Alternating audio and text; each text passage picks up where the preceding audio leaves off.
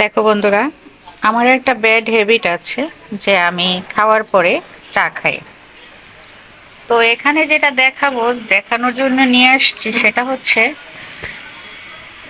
একটা রিলস দিয়েছিলাম যে নারী আসলে কিসে আটকায়। তো নারী আসলে লেসপিতায় আটকায়। এই লেসপিতাওয়ালা যখন আসছে তখন আমি গোসল করে বেরিয়েছি। তো তখন থেকে এই পর্যন্ত উনি আছে। এই পর্যন্ত বলতে আমি তারপর রেস্ট নিয়েছি, চুল টুল ঝেড়ে টেড়ে পরিপাটি হয়েছি, তারপরে হচ্ছে খাবার দিয়েছি, তারপরে উনি আর আমি খাওয়া দাওয়া করেছি। তো এগুলো করতে তো সময় লেগেছে বলো। সেই থেকে এই লোক এই পর্যন্ত এখানে বহাল তবিয়তে আছে। তখন এত ভিড় ছিল যে রিলসটা তোমরা যারা আমার দেখেছো বা দেখো, দেখবে দেখবে যে তখন একদম উপচে পড়া ভিড়। আর এখন প্রায় 2 ঘন্টার মতো এই লোকটা এখানে স্টে করছে, এখনো ভিড় কিন্তু কমে না। তো হয়তো নিচতলায় থাকলে আমিও ওখানে যেতাম, দেখতাম কি কি বেলোয়ারি জিনিস আনা হয়েছে না হয়েছে। এটা একটা নারীদের কিন্তু একটা খুব শখের একটা জায়গা। আবার অনেকে কিন্তু কিনবেও না, তারপরেও কিন্তু দাঁড়িয়ে থাকবে, দেখবে। আমি হলেও তাই করতাম। যদি নাও কেনার কিছু থাকতো তাহলে দেখতাম কি কি কালেকশন, কি কি না। আগে এগুলো গ্রামে দেখা যেত, মানে লেস পিতা আসতো, এই লেস পিতা। তারপর হচ্ছে যে ছোট ছোট শহরগুলোতে। আর এখন ঢাকা শহরে এসে আমি এভাবে দেখিনি। এই বাসায় আসার পরে এই যে দেখছি এরকম। তো খুব ভালো লাগে, আমি খুব এনজয় করি এগুলো। তো আসলে নারী কিসে আটকায় জানো? নারী লেস পিতায় আটকায়। এই যে দেখো অবস্থা, এখানে মাছির মতো, এবং সব মেয়ে লোক, কোনো পুরুষ লোক নেই। এবং এখানেও এরাও কিন্তু সিরিয়াল বাই এখন ওখানে যাবে, এবং অনেকে কিন্তু কিনেও আসছে। তো আমিও তার ব্যতিক্রম হতাম না। এখন আমি শুধু চা হাতে চা হাতে দেখছি, চা পান করছি, আর দেখছি নিচের এটা অবলোকন করছি। তো চলো চাটা খেয়ে নেই। আর আগে তো দুধ চা খেতে পারতাম না, এখন দুধ চার মধ্যে আদা দিয়ে দেন হচ্ছে যে বেশ ভালো, পেটের জন্য খুব সহজে হজম হয়ে যায়।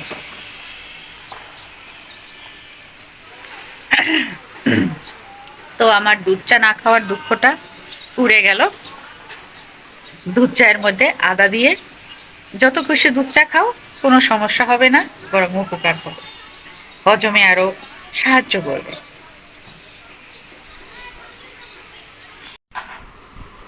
মনটা খারাপ, তোমাকে খাবার দাবার দেয়নি, কালকে খাইয়ে বমি করছো, আর জীবনে কাঁচা মাছ দিব না তোমাকে।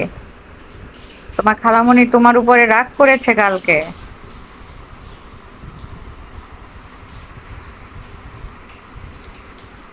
হুম?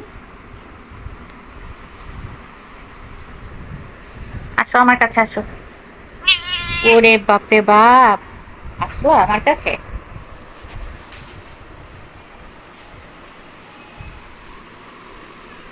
হ্যাঁ, কি দেখো, খালামণির পিছে পিছে ঘুরে লাভ হলো না আজকে কোনো? দিল না তো তোমাকে কোনো খাবার। তোমার খাবার আর কাঁচা মাছ দিব না, মা। তোমার খালামণি তোমার উপর রাগ করেছে কালকে।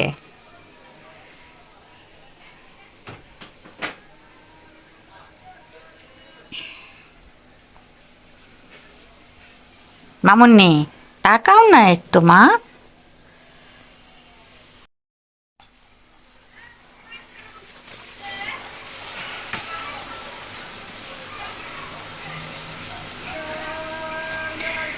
মামুনির মন খারাপ, আজকে মাছও কাটেনি, আর মাছ কাটলেও মামুনিকে দেব না, কারণ কালকে মামুনি বমি করছে মাছ খেয়ে। হ্যাঁ, ফলই মাছ খেয়ে কালকে বমি করেছে কে? আবার দেখে সুন্দর করে। উরি আমার সোনা বাবাটা, আমার বাবাটা। তা তুমি একটু বলো কি হয়েছে, মানুষের রোগ ব্যাধি হয় না? আমার একটু কালকে অসুস্থ লাগছে, তোমরা একেবারে এরকম করো কেন? বলো। সোনা বাবা, মার মাথার কাছে শুয়ে থাকতে ভাল লাগে। আহ,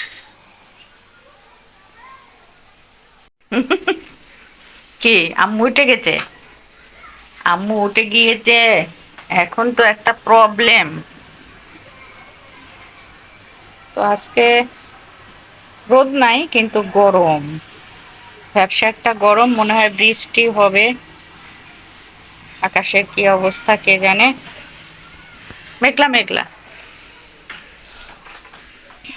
তো এখানে পেঁয়াজ গুলো একটু নষ্ট হয়ে গিয়েছে, সেগুলো বেছে বেছে ভালোগুলো নিলাম, নিয়ে কেটে রেখেছে এটার মধ্যে।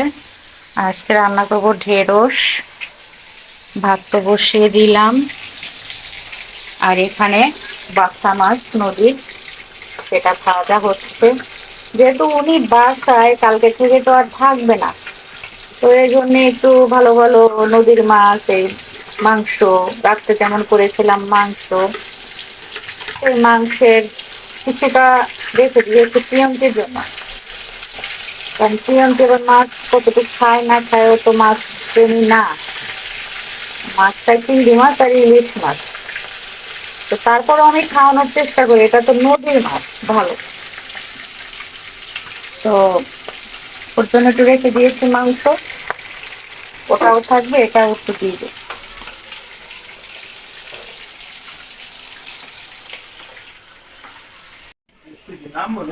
মনে হয় ব্যবসা গরম লাগছে, কোথাও হচ্ছে হয়তো।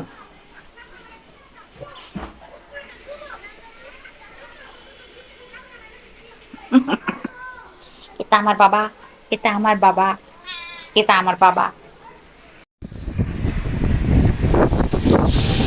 এই যে দেখো, ছোটবেলায় শুনতাম, বড়রা বলতো আর কি, মুরব্বী যারা আছে, ধান শুকো দিত, তো তো বলতো এই আকাশে কাকের ডিম ভেঙে দিয়েছে, ধান টান সব উঠিয়ে নাও। তো তখন মানে মানুষ বুঝতো যে আকাশ কালো হয়ে গিয়েছে, বৃষ্টি হবে।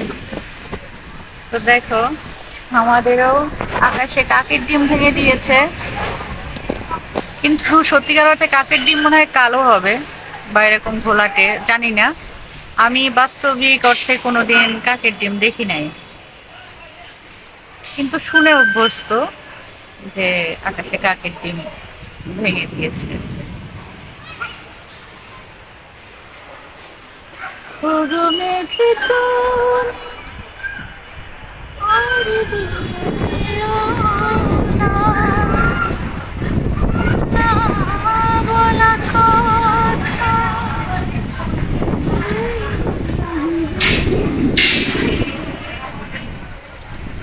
ঘুম ভেঙে গেলে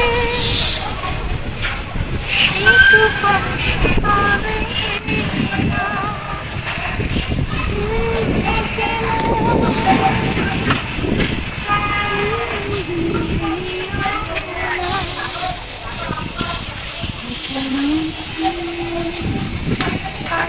কিছু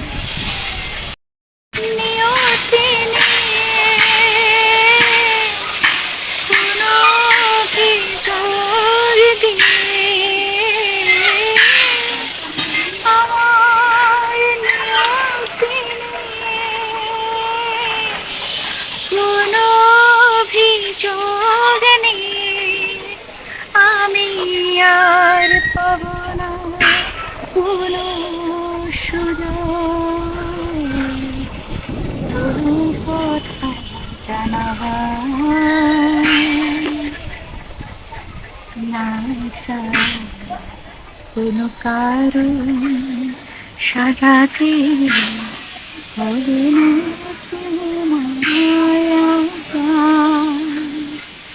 বানানো কাহিনী শোনাতে হবে না, কথা দিয়ে না রাখা, ঠিকানা না দেখে ভালোই করেছ বন্ধু, না কোনো কারণ সাজাতে